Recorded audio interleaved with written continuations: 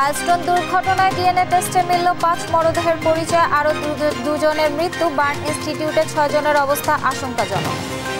১৫ বছরে আওয়ামী সন্ত্রাসে নিহতদের তালিকা প্রস্তুতের নির্দেশ প্রধান উপদেষ্টার। আবরার ফাহাদ হত্যার সুষ্ঠু বিচার নিশ্চিতের প্রতিশ্রুতি। যাত্রাবাড়ী থানার মামলায় সাবেক প্রধান বিচারপতি খায়রুল হককে কারাগারে প্রেরণ, অপকর্মের জন্য দৃষ্টান্তমূলক শাস্তি চান আইনজীবীরা। রাজধানীর পল্লবীতে ত্রাসের রাজত্ব, বিএনপি বনে যাওয়া যুবলীগ নেতা জাকিরের ব্যবসা প্রতিষ্ঠানে হামলা, মারধর ও চাঁদাবাজির অভিযোগ। চাঁদা চাচ্ছে আমাদের কাছে, যদি আমরা চাঁদা একটা অ্যামাউন্ট দিই তাহলে হয়তো একটা নেগোসিয়েশন আসতে পারে। জাকির পাঠাইছে, কিসের জন্য পাঠাইছে? দোকানপাট, এখন আমরা চাঁদা খাবো। এবং গাইবান্ধা সদরের মোল্লারচরে তীব্র ভাঙন, নদীতে বিলীন ২০টি বাড়িঘর, হুমকির মুখে শিক্ষা প্রতিষ্ঠান, ক্লিনিক সহ বিভিন্ন স্থাপনা। পানিতে তো বন্যা জানেনি কত ভাইসা যায়। ইউনিয়ন পরিষদ, এই হাই স্কুল, মসজিদ মাদ্রাসা আমরা ঝুঁকির মধ্যে পড়ে আছি। দেখছিলেন সংবাদ শিরোনাম। সংবাদ সকালে, সাথে আছি আমি আফ্রোদিতি মোশাররফ পার্বণ। এবার বিস্তারিত। রাজধানীর উত্তরায় বিমান বাহিনীর যুদ্ধ বিমান বিধ্বস্তের পর ৪ দিন মৃত্যুর সঙ্গে লড়াই করে না ফেরার দেশে চলে গেল আরও 2 শিশু। ইনস্টিটিউটের পরিচালক অধ্যাপক নাসিরউদ্দিন জানান, বর্তমানে ভর্তি ৪২ জনের মধ্যে আইসিইউতে রয়েছেন ৮ জন। এছাড়াও ১৩ জনকে কেবিনে স্থানান্তর করা হয়েছে। বাচ্চাদের সুস্থ করার জন্য সিঙ্গাপুর ও ভারতে পাঠানো প্রতিনিধি দলের যেসব মতামত রোগীদের জন্য ভালো মনে হচ্ছে, বোর্ডের সিদ্ধান্ত অনুযায়ী সেগুলো গ্রহণ করা হচ্ছে বলেও জানান তিনি। আরও জানাচ্ছেন তারেক মাহমুদ সুজন। রাজধানীর উত্তরার মাইলস্টোন স্কুল অ্যান্ড কলেজে বিমান বিধ্বস্তের ঘটনায় গেল ২৪ ঘন্টায় জাতীয় বার্ন ও প্লাস্টিক সার্জারি ইনস্টিটিউটে চিকিৎসাধীন অবস্থায় প্রাণ হারালেন ৭ম শ্রেণীর শিক্ষার্থী মাহতাব রহমান ভূঁইয়া ও ৮ম শ্রেণীর মাহিয়া তাসনিম। এ নিয়ে বার্ন ইনস্টিটিউটে চিকিৎসাধীন অবস্থায় মারা যান ১৩ জন। বৃহস্পতিবার রাত ৮টায় সংবাদ সম্মেলনে বার্ন ইনস্টিটিউটের পরিচালক অধ্যাপক নাসিরউদ্দিন জানান, বর্তমানে আইসিইউতে রয়েছে ৮ জন, ১৩ জনকে কেবিনে হস্তান্তর করা হয়েছে। ২ দিনের মধ্যে তাদের কয়েকজনকে ছাড়পত্র দেওয়া যাবে। গত ২ দিনে আমাদের ১৩ জন পেশেন্টকে আমরা কেবিনে স্থানান্তর করতে পেরেছি। তাদের অনেককেই হয়তো আমরা আগামী ২-১ দিনের মধ্যে বাসায় পাঠাতে পারবো। ক্রিটিক্যাল পেশেন্টের ক্ষেত্রে গতকাল যেমন ৮ জনের একটা তালিকা আমরা দিয়েছিলাম, আজকে সেটা ৬ জনে আছে, কারণ যেহেতু ২ জনের মৃত্যু ঘটেছে। আর আমাদের সিরিয়াস বা সিভিয়ার ক্যাটাগরিতে যে ১৩ জন রোগী ছিলেন তারা ওই ক্যাটাগরিতেই আছে। তবে তাদের মধ্য থেকে আমাদের কিছু পেশেন্ট আমরা আশা করছি যে সামনের দিনগুলোতে হয়তো ইন্টারমিডিয়েট ক্যাটাগরিতে চলে আসতে পারে। দগ্ধ শিশুদের চিকিৎসায় সিঙ্গাপুর ও ভারতের প্রতিনিধি দলের পরামর্শ আলোচনা করে গ্রহণ করা হচ্ছে। আমাদের একটাই বিষয় যে যাদের কাছ থেকে আমরা সুপরামর্শ পাচ্ছি এবং এই পরামর্শ আমার বাচ্চাদের জন্য, ভালোর জন্য, সুচিকিৎসার জন্য যে অংশটা আমাদের কাছে, আমাদের বোর্ডের কাছে ভালো মনে হচ্ছে, আমরা তাকেই অ্যাকসেপ্ট করছি। এখানে Singapore, India, Pakistan, China, Japan কাউকেই আমরা আলাদাভাবে দেখছি না। এদিকে বিমান বিধ্বস্তের ঘটনায় পুড়ে অঙ্গার হওয়া ৫ মরদেহের সন্ধান মিলেছে। ডিএনএ টেস্টের মাধ্যমে তাদের পরিচয় শনাক্ত করেছে সিআইডি। শনাক্ত ৫ জন মাইলস্টোনের ছাত্রী। বিমান বিধ্বস্তের ঘটনায় জাতীয় বার্ন ও প্লাস্টিক সার্জারি ইনস্টিটিউট ও সিএমএইচ সহ বিভিন্ন হাসপাতালে চিকিৎসাধীন রয়েছেন ৫১ জন। তারেক মাহমুদ সুজন, দেশ টিভি, ঢাকা। মাইলস্টোনে হতাহতদের পাশে বিএনপি আছে এবং থাকবে বলে জানিয়েছেন দলের মহাসচিব মির্জা ফখরুল ইসলাম আলমগীর। দুর্ঘটনায় নিহত একই পরিবারের ৩ শিক্ষার্থীর কবর জিয়ারত শেষে বৃহস্পতিবার একথা বলেন তিনি। এ সময় শোক সন্তপ্ত পরিবারের প্রতি সমবেদনা জানান বিএনপি মহাসচিব। আরও জানাচ্ছেন সাইফুল রিপন। মাইলস্টোনে মর্মান্তিক বিমান দুর্ঘটনায় প্রাণ হারায় রাজধানীর উত্তরার তারারটেকের একই পরিবারের ৩ শিক্ষার্থী মাহমুদুল ইসলাম আরিয়ান, বাপ্পি সরকার ও আশিকুর রহমান উমায়ের।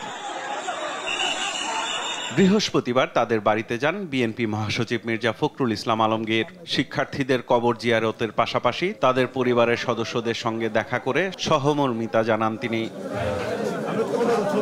বিএনপি মহাসচিব বলেন, মাইলস্টোন ট্র্যাজেডিতে হতাহতদের পরিবারের পাশে থাকবে বিএনপি।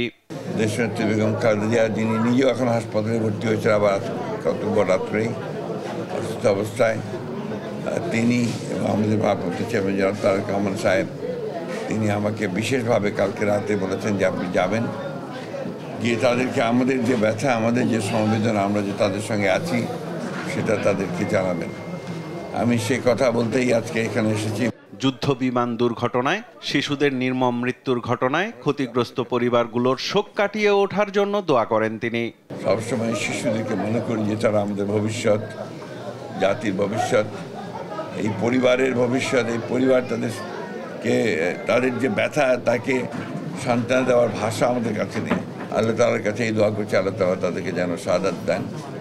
একই সঙ্গে আহত হয়েছেন তাদেরকে যেন আল্লাহ তাআলা সম্পূর্ণ সুস্থ করে দেন। সন্তানের স্মৃতিচারণ করে কান্নায় ভেঙে পড়েন তৃতীয় শ্রেণীর শিক্ষার্থী বাপ্পি সরকারের বাবা শাহিন সরকার। টিফিনের বক্সটা ওর মার হাতে দিয়ে হাসি মুখে ওর লাঞ্চ বক্সটা নিছে, কিন্তু মনে হয় না আমার ছেলে লাঞ্চ খাইতে পারছে। সাইফুল রিপন, দেশ টিভি, ঢাকা। 24 জুলাইয়ে ছাত্র শ্রমিক জনতার গণ অভ্যুত্থানের আগের 15 বছরে ছাত্রলীগ সহ আওয়ামী লীগের অন্যান্য সংগঠনের সন্ত্রাসীদের হামলা ও তৎকালীন সরকারের নির্দেশে রাষ্ট্রীয় বাহিনী কর্তৃক নিহতদের তালিকা প্রস্তুতের নির্দেশ দিয়েছেন প্রধান উপদেষ্টা ডক্টর মোহাম্মদ ইউনূস।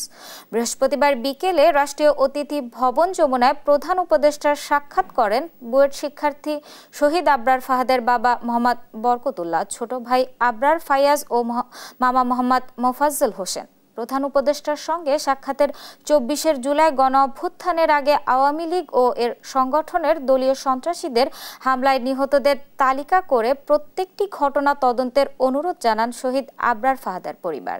এ সময় আবরার ফাহাদ হত্যা মামলার বিচার কাজ ত্বরান্বিত করতে সরকারের পক্ষ থেকে উদ্যোগ নিতে প্রধান উপদেষ্টাকে অনুরোধ জানান তারা।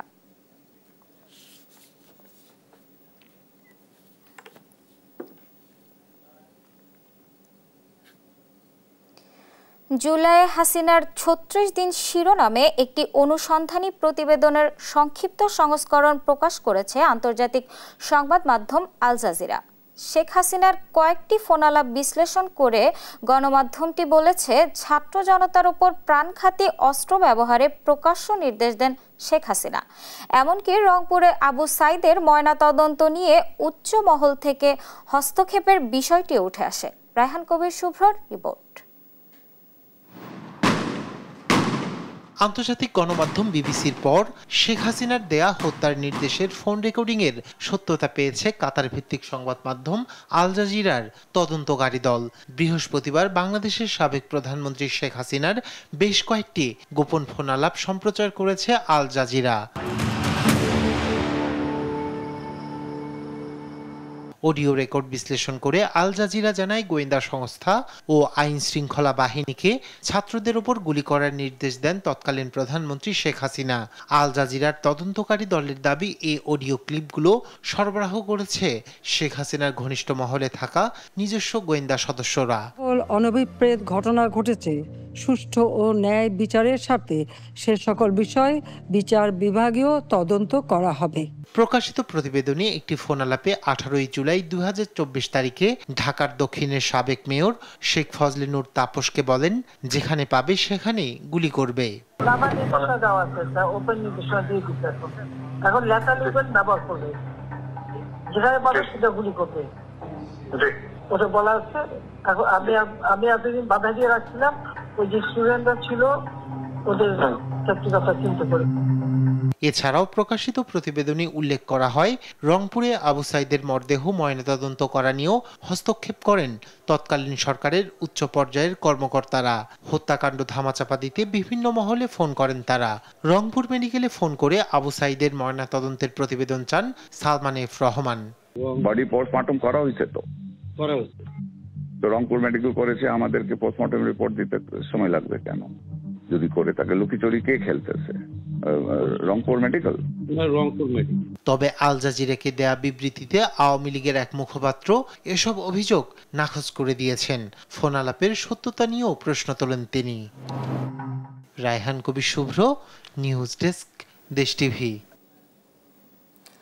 যাত্রাবাড়ী থানায় দায়ের করা একটি হত্যা মামলায় সাবেক প্রধান বিচারপতি ABM খায়রুল হককে কারাগারে পাঠানো হয়েছে। বৃহস্পতিবার রাত ৮টার দিকে ঢাকা মেট্রোপলিটন ম্যাজিস্ট্রেট আদালতে হাজির করা হলে শুনানি শেষে তাকে কারাগারে পাঠানো আদেশ দেন বিচারক। এর আগে রাজধানীর ধানমন্ডির নিজ বাসা থেকে তাকে গ্রেফতার করে আইনশৃঙ্খলা রক্ষা বাহিনী। তন্দা তারণ্যর রিপোর্ট।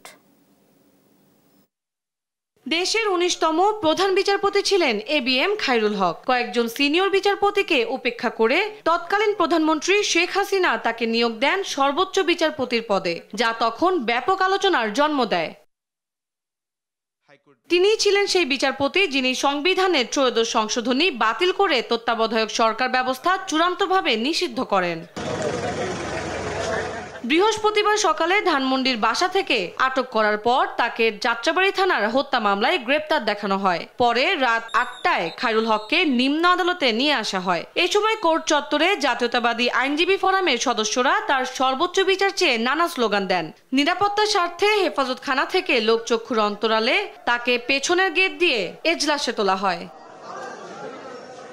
শুনানি শেষে আদালত এই মামলায় খায়রুল হককে কারাগারে পাঠানোর নির্দেশ দেয়। এ সময় রাষ্ট্রপক্ষের অতিরিক্ত পাবলিক প্রসিকিউটর সহ জাতীয়তাবাদী আইনজীবী ফোরাম তার সর্বোচ্চ শাস্তি দাবি করেন। শেখ হাসিনা আজকে স্বৈরাচার হয়েছে উনার কারণে, গুম, হত্যা এবং আইনাগর তৈরি হয়েছে উনার বদলতে হয়েছে।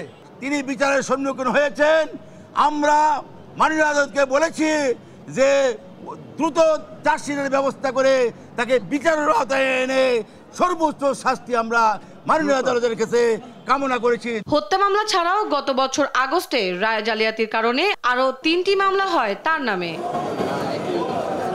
তন্দ্রা তারণ্য, দেশ টিভি, ঢাকা। এনসিপি আহ্বায়ক নাহিদ ইসলাম বলেছেন, দুর্বৃত্তায়ন, মুজিববাদ ও চাঁদাবাজির রাজনীতি ফিরে আসছে। এর বিরুদ্ধে লড়াই চালিয়ে যাওয়ার ঘোষণা দিয়ে ফ্যাসিবাদ বিরোধী ঐক্য ধরে রাখার আহ্বান জানান তিনি। বৃহস্পতিবার বিকালে হবিগঞ্জে পথসভায় তিনি একথা বলেন। এদিন ব্রাহ্মণবাড়িয়াতেও পদযাত্রা ও সমাবেশ করে দলটির সহকর্মীদের। তথ্য ছবিতে আপন উপর রিপোর্ট। বৃহস্পতিবার বিকেলে হবিগঞ্জ পৌঁছায় জাতীয় নাগরিক পার্টি এনসিপির জুলাই পদযাত্রা। অংশ নেন কয়েকশো নেতাকর্মী। পৌরসভা মাঠ থেকে পদযাত্রা করে টাউন হলের সামনে পথসভায় বক্তব্য রাখেন কেন্দ্রীয় নেতারা। এ সময় এনসিপি আহ্বায়ক নাহিদ ইসলাম বলেন, বিভিন্ন এলাকায় শুরু হয়েছে দুর্বৃত্তায়ন, ফিরে আসছে মুজিববাদ ও চাঁদাবাজির রাজনীতি। লড়াই চালিয়ে যাওয়ার ঘোষণা দিয়ে ফ্যাসিবাদ বিরোধী ঐক্য ধরে রাখার আহ্বান জানান তিনি। আমরা নতুন বাংলাদেশ চেয়েছিলাম, সেই লড়াই এখনো শেষ হয়নি, কারণ আমরা আমাদের আকাঙ্ক্ষিত নতুন বাংলাদেশ পাইনি। এলাকায় এলাকায় যে দুর্বৃত্তায়নের রাজনীতি আবার নতুন করে শুরু হচ্ছে, মুজিববাদের পুনর্বাসিত হচ্ছে, চাঁদাবাজ দখলদারিত্বের রাজনীতি ফিরে আসতেছে। আমাদেরকে সেই রাজনীতি ঠেকিয়ে দিতে হবে। দেশের সব মানুষের মানবাধিকার রক্ষার তাগিদ দিয়ে নাহিদ বলেন, কোনো বিচার বহির্ভূত হত্যাকাণ্ড কাম্য নয়। বাংলাদেশে প্রত্যেকটা মানুষের মানবাধিকার থাকবে, কোন সন্ত্রাসীকেও বিচার বহির্ভূতভাবে হত্যা করা হবে না। আমার ভিন্ন মতের অধিকারী হলেও আমি তার মানবাধিকারের পক্ষে থাকবো। আমরা দেখেছি যৌথ বাহিনী দ্বারা কয়েকদিন আগে বিএনপির একজন যুবদলের একজন কর্মীকে হত্যা করা হয়েছে। আমরা সেই হত্যার নিন্দা প্রতিবাদ জানাই। আমরা যেমন চাঁদাবাজির বিরোধিতা করি, আমরা একইভাবে বিচার বহির্ভূত হত্যাকাণ্ডের বিরোধিতা করি। এর আগে সকালে ব্রাহ্মণবাড়িয়ায় শহীদ পরিবারের সদস্যদের খোঁজ খবর নেন এনসিপি নেতারা। পরে পৌর মুক্ত মঞ্চে আয়োজন হয় সমাবেশ। আপন অপু, নিউজ ডেস্ক, দেশ টিভি। জামায়াতে ইসলামীর আমির ডক্টর শফিকুর রহমান বলেছেন, একটি যুদ্ধ হয়েছে ফ্যাসিবাদের বিরুদ্ধে, আরেকটি যুদ্ধ হবে দুর্নীতির বিরুদ্ধে। বৃহস্পতিবার বিকেলে সিলেট শিল্পকলা একাডেমিতে জুলাই গণ অভ্যুত্থানে শহীদ ও আহতদের স্মরণ সভায় তিনি একথা বলেন। দুর্নীতিমুক্ত ও মর্যাদাপূর্ণ দেশ গড়ার অঙ্গীকার করেন জামায়াত আমির। অন্তর্বর্তী সরকার শহীদ পরিবারকে দেওয়া ওয়াদা পূরণ করতে পারেনি বলেও মন্তব্য করেছেন জামায়াত আমির। এ সময় সংস্কার ও বিচার শেষে আগামী বছরের শুরুতে নির্বাচনের দাবি জানান তিনি।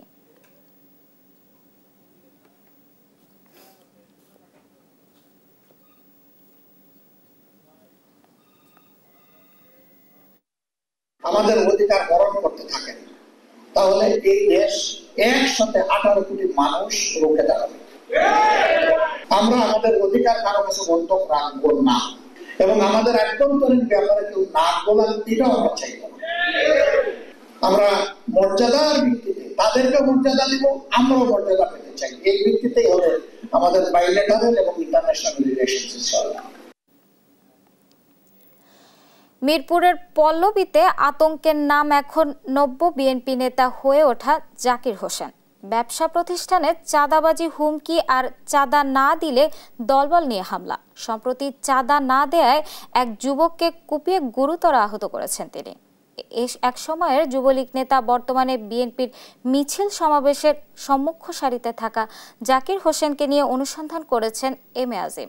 ক্যামেরায় ছিলেন ইশাদ সোহেল।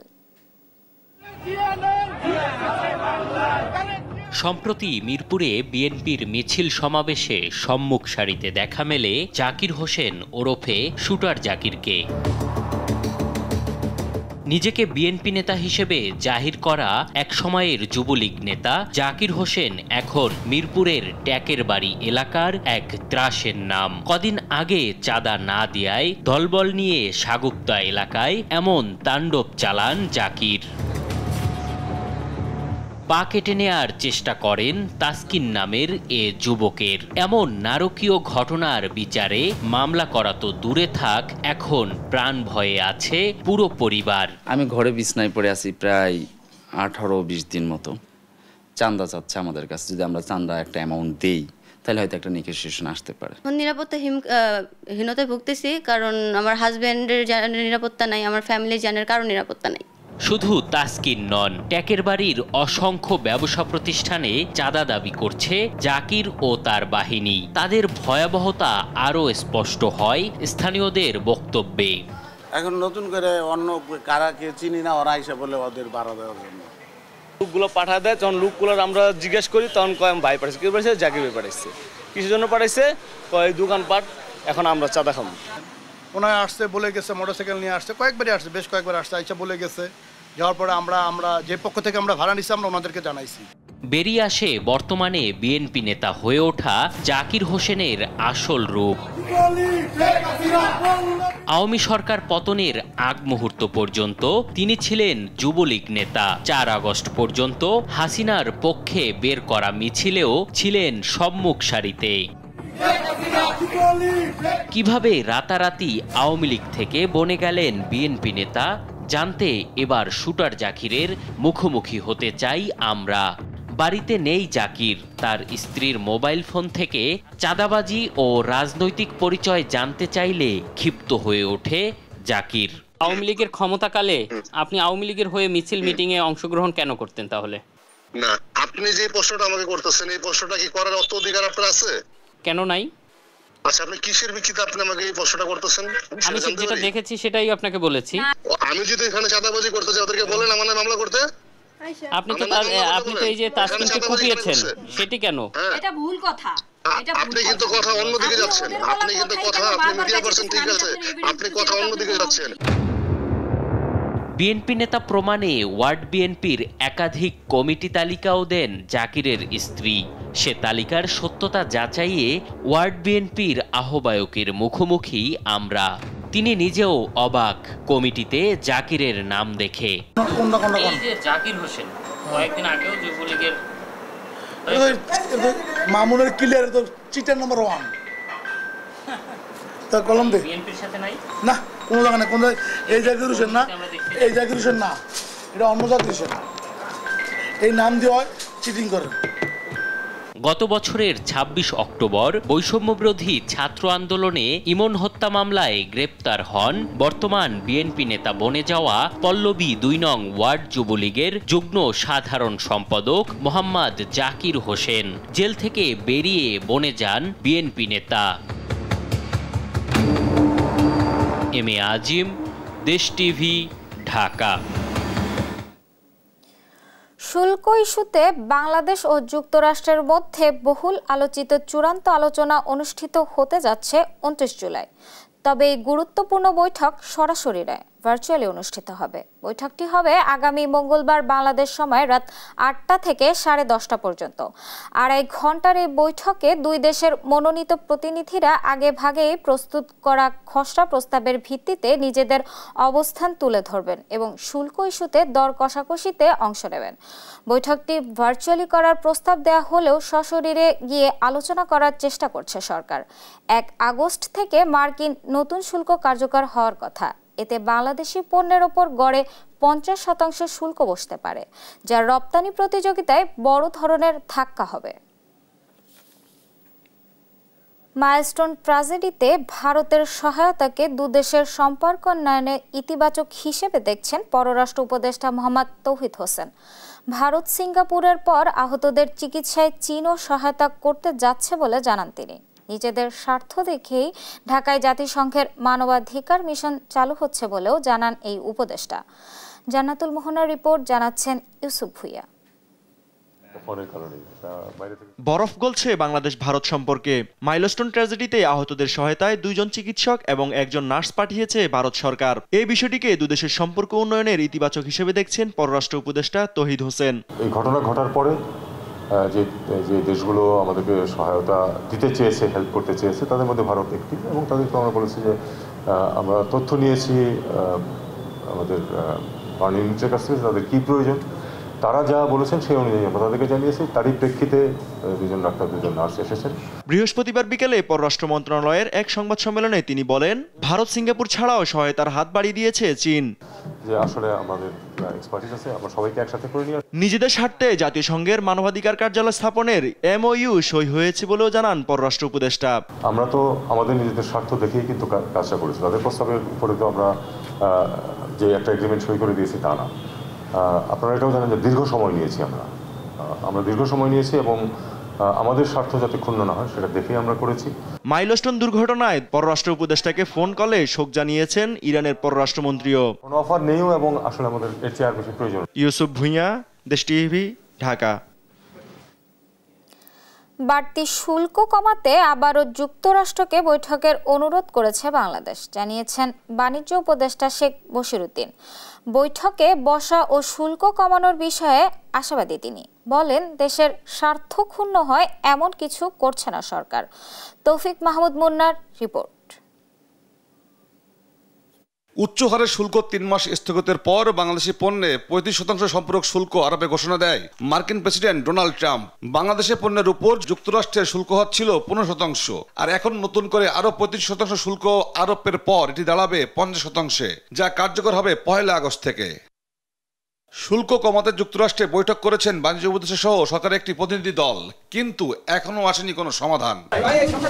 বৃহস্পতিবার দুপুরে শুল্ক হার নিয়ে সচিবালয়ে কথা বলেন বাণিজ্য উপদেষ্টা শেখ বশিরউদ্দিন। শুল্ক হার কমাতে যুক্তরাষ্ট্রকে বৈঠকের অনুরোধ জানানো হয়েছে উল্লেখ করে বাণিজ্য উপদেষ্টা বলেন, বৈঠকে বাড়তি শুল্ক কমানোর ব্যাপারে সরকার আশাবাদী। আমরা আশা করছি একটা জবাবের অপেক্ষায় আছি এবং আমরা আমন্ত্রণের অপেক্ষায় আছি। জবাব এবং আমন্ত্রণ পেলে আমরা ইনশাল্লাহ অ্যাজ এ গ্রুপ আমাদের যে নেগোসিয়েশন টিম আছে আমরা সকলে একত্রে মিলে যাব ইনশাল্লাহ। আমাদের জন্য যেরকম প্রয়োজন যুক্তরাষ্ট্রের জন্যও প্রয়োজন।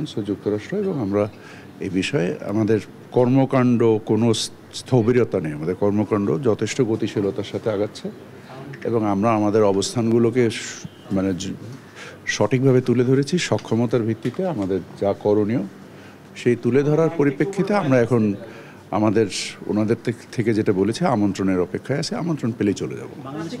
শুল্ক হার কমাতে কোনো লবিস্ট নিয়োগ করা নিয়ে উল্লেখ করে উপদেষ্টা বলেন, দেশের স্বার্থ ক্ষুণ্ণ হয় এমন কিছু করবে না অন্তর্বর্তী সরকার। সরকার কোনো লবিস্ট নিয়োগ করেননি, সরকার নিজস্বভাবে। কারণ এই জিনিসটা আপনাদেরকে একটা জিনিস বুঝতে হবে যে যুক্তরাষ্ট্র তাদের ন্যাশনাল ইমার্জেন্সি মানে ইনভোক করেছে বা ন্যাশনাল ইমার্জেন্সির বিনিময়ে কাজটা করছে। বাংলাদেশের স্বার্থ ক্ষুণ্ণ করে আমরা কেন কাজ করব? এটা একটা সম্পূর্ণ অবান্তর প্রশ্ন। আমরা যা প্রচেষ্টা করছি তাহলে তার আন্তঃমন্ত্রণালয়ের মিটিংয়ের দরকার হয় না, তাহলে তো মানে কোনো একটা নির্দিষ্ট কিছু মেনে নিয়ে কাজটা করে ফেললে হয়ে যায়। সো আমরা তো স্বার্থপূর্ণ করার প্রশ্ন আসলে পরিশ্রমের দরকার কেন? 2-1 দিনের মধ্যে অনলাইন মিটিং এর পর পরবর্তী সিদ্ধান্ত নেওয়ার কথাও জানান বাণিজ্য উপদেষ্টা শেখ বশিরউদ্দিন। পরবর্তী 1 তারিখের পর আলোচনা হবে, পরবর্তীতে আলোচনা করা যায়, অবশ্যই হবে ইনশাআল্লাহ। তৌফিক মাহমুদ মুন্না, দেশ টিভি, ঢাকা। সাবেক প্রধানমন্ত্রী শেখ হাসিনা শুধু নিজের পরিবারের সদস্যদের জন্যই রাজুক থেকে প্লট বরাদ্দ নেননি, বরং তার কার্যালয়ের ভিআইপিদের গাড়ি চালকের জন্য রাজধানীর ঝিলমিল আবাসিক প্রকল্পে প্লটের ব্যবস্থা করেন। এমন তথ্য উঠে এসেছে দুদকের অভিযানে। এদিকে সম্প্রতি গ্রেফতার হওয়া সাবেক প্রধান বিচারপতি ABM খায়রুল হকের তথ্য চেয়ে রাজুক এনবিআর গৃহায়নে চিঠি দিয়েছে দুদক। বিস্তারিত ফজলে আদিত্যর রিপোর্ট। সাবেক প্রধানমন্ত্রী শেখ হাসিনা ক্ষমতার অপব্যবহার করে শুধু নিজের পরিবারের সদস্যদের জন্যই প্লট বরাদ্দ দেননি, তার কার্যালয়ের গাড়ি চালকদের জন্য রাজুকের প্লট বরাদ্দ দেওয়ার অভিযোগ পেয়েছে দুর্নীতি দমন কমিশন দুদক। সম্প্রতি রাজধানী উন্নয়ন কর্তৃপক্ষ রাজুক কার্যালয়ে অভিযান চালিয়ে প্লট বরাদ্দ সংক্রান্ত নথিপত্র জব্দ করে দুদক। সেখানে জানা যায় অসামান্য অবদানের স্বীকৃতি কোটায় সাবেক প্রধানমন্ত্রীর কার্যালয়ের সঙ্গে যুক্ত মোট 15 গাড়ি চালককে ঢাকার ঝিলমিল আবাসন প্রকল্পে প্লট বরাদ্দ দেওয়া হয়েছে। রাষ্ট্রের জন্য তাদের কি অবদান তা নথিপত্রে স্পষ্ট নয় বলেও জানিয়েছে দুদক। প্রায় 15 জন ড্রাইভারকে প্লট বরাদ্দ প্রদান করার তথ্য পাওয়া গেছে। তারা অসামান্য অবদান রেখেছেন এরকম কারো বিষয় তো আমাদের নজরে এলো না। কোন কোন বিবেচনায় এই অনুমোদন দেওয়া হয়েছে এটা আমাদের অনুসন্ধান দল প্রতিবেদন যখন দাখিল করবেন তখন আমরা আপনাদেরকে আরও তথ্য দিতে পারব। প্লট বরাদ্দের তালিকায় আরও রয়েছে 45 জন ব্যবসায়ী, 2 জন বাংলাদেশি ব্রিটিশ নাগরিক, কয়েকজন সাংবাদিক, বিচারপতি ও অন্যান্য পেশার মানুষ। তবে তাদের সবাই কিভাবে এই কোটার আওতায় এলেন সেটিও এখন প্রশ্নবিদ্ধ। এদিকে সাবেক বিচারপতি ABM খায়রুল হকের অবৈধভাবে প্লট নেয়ার প্রাথমিক প্রমাণ পাওয়ায় 7 সদস্যের তদন্ত কমিটি গঠন করেছে দুদক। রাজধানী উন্নয়ন কর্তৃপক্ষ এবং গণপূর্ত মন্ত্রণালয়ের অসাধু কর্মকর্তাদের যোগসাজশে জনাব ABM খায়রুল হক সাবেক প্রধান বিচারপতি কর্তৃক বিধি বহির্ভূতভাবে প্লট হস্তগত করার অভিযোগ কমিশন কর্তৃক অনুসন্ধানের সিদ্ধান্ত গৃহীত হয়েছে। অন্যদিকে 25 কোটি টাকা পাচারের অভিযোগে সাবেক ভূমিমন্ত্রী সাইফুজ্জামান চৌধুরী জাবেদ সহ 31 জনের বিরুদ্ধে মামলা করেছে সংস্থাটি। সংশ্লিষ্ট ধারায় একটি মামলা রুজু হয়েছে। ফজলে আদিত্য, দেশ টিভি, ঢাকা। উজানের পানি স্রোতে তীব্র ভাঙন দেখা দিয়েছে গাইবান্ধার 4টি উপজেলায়। বিশেষ করে সদর উপজেলার মোল্লারচর ইউনিয়নের উত্তর মোল্লারচর, দক্ষিণ মোল্লারচর ও হাতিমারাচর সহ কয়েকটি গ্রামে ভাঙনের তীব্রতা সবচেয়ে বেশি। স্থানীয়দের দাবি জিও ব্যাগ ডাম্পিং করলেই রোধ করা যাবে নদী ভাঙন, যা বাঁচাতে পারে তাদের নিরাপদ আশ্রয়। SM মইনুল হুদার প্রতিবেদন, জানাচ্ছেন শামীম হোসেন। গাইবান্ধা সদরের মোল্লারচরের আবু সামা নদী ভাঙনের কারণে 55 বছর বয়সে 12 বার বাড়ি সরিয়েছেন। এখন অন্যের বাড়িতে নিয়েছেন আশ্রয়। আবু সামার মতো অনেকেই নিজের সহায় সম্বল সবটুকু হারিয়ে আশ্রয় নিয়েছেন অন্যের জমি বা বাঁধে। এদিকে কয়েকদিনের ভাঙনে মোল্লারচর ইউনিয়নের প্রায় 20টি বাড়ি নদীতে বিলীন হয়েছে। ভাঙন হুমকিতে আছে মোল্লারচর সরকারি প্রাথমিক বিদ্যালয়, মোল্লারচর উচ্চ বিদ্যালয়, মাদ্রাসা, হাতিমারাচরের বাজার ও কমিউনিটি ক্লিনিক সহ কয়েকটি গ্রাম। ভাঙন দুশ্চিন্তায় দিন পার করছেন এই এলাকার মানুষগুলো। দ্রুত প্রশাসনের হস্তক্ষেপ কামনা করে নদী ভাঙন রোধে ব্যবস্থা নেওয়ার দাবি জানিয়েছেন তারা। এই শহর এলাকার ভিতরে অনেক কষ্ট, এরা বলার মতো কথা নাই। বর্মুকার কাছে নদী ভাঙতে ভাঙতে 4 বলটান দিছে, পানিতে তো বন্যা জানেনি কত ভাইসা যায়। খাদ্য ফ্রিকপত খাইতেও পারি না। ইউনিয়ন পরিষদ, এই হাই স্কুল, তারপরে হলো মসজিদ মাদ্রাসা, আমরা ঝুঁকির মধ্যে পড়ে আছি। এখন যদি এটা থেকে আমরা পরিত্রাণ না পাই তাহলে দেখা যাচ্ছে আমাদের এই ইউনিয়নের এই আপনার 4টা প্রাথমিক বিদ্যালয় আছে, একটি আপনার উচ্চ বিদ্যালয় আছে, একটি ইউনিয়ন পরিষদ আছে, একটি কমিউনিটি ক্লিনিক আছে, আমাদের এই জায়গায় একটা বাজার আছে। এখন সরকারের কাছে আমার একটা আবেদন, তাড়াতাড়ি এই নদী ভাঙনের পদক্ষেপ সরকারের কাছে। সরকার জানি না এই খালটার মুখটা স্রোতটা একটু ডাইভার্ট করলে তাই কিন্তু খালটা বন্ধ হয়ে যায়। তো এই লোকগুলা একটা বাজার, একটা হাই স্কুল, একটা ইউনিয়ন পরিষদ এগুলো কিছু রক্ষা পেয়ে যায়। পানি উন্নয়ন বোর্ড জানিয়েছে গাইবান্ধায় 4টি উপজেলায় 165টি ছোট বড় চর রয়েছে। তার মধ্যে কয়েকটি চরে ভাঙন দেখা দিয়েছে। মন্ত্রণালয়ে বরাদ্দের জন্য আবেদন পাঠানো হয়েছে, পরিদর্শন করে ব্যবস্থা নেওয়া হবে। বন্যা নিয়ন্ত্রণের জন্য বাংলাদেশ পানি উন্নয়ন বোর্ডতে প্রায় 240 কিলোমিটার বন্যা নিয়ন্ত্রণ বাঁধ নির্মাণ করা আছে। বিশেষ করে সাগর এবং ফুলছড়ি উপজেলার নদী ভাঙন এবং বন্যার হাতে রক্ষার জন্য বর্তমানে বাংলাদেশ পানি উন্নয়ন বোর্ডের একটি প্রকল্পের কাজ চলমান আছে। এই চলমান প্রকল্পের আওতায় আমরা 15 কিলোমিটার বন্যা নিয়ন্ত্রণ বাঁধ পুনরাকৃতির কাজ চলমান রাখছি। ভাঙন রোধে দ্রুত কার্যকর ব্যবস্থা গ্রহণ করবে কর্তৃপক্ষ, এমনটাই প্রত্যাশা স্থানীয়দের। শামীম হোসেন, নিউজ ডেস্ক, দেশ টিভি। দেখছেন সংবাদ সকাল।